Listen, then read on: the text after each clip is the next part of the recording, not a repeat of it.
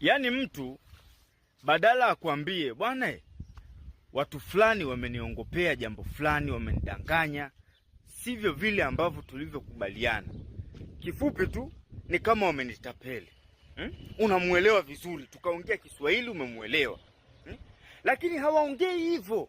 Unamkuta mtu macho makavu, sura nyeupe, pua imemkakama, utasema mguu wa Mwanzabe. Anasema tu bana, wale jamaa wameniingiza mkenge. Wewe, huo mkenge waliokuingiza umekuingiza wapi? Na kwa nini ukubali uingizwe mkenge? Na umeingizwa sehemu gani huo mkenge? Na kwa nini uingizwe?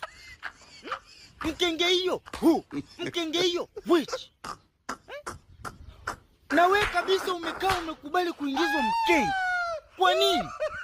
Kwa sababu gani? Mkenge huyo umeingilia wapi? Na umekufanya nini baada ya kuingia huo mkenge? Mkenge gani?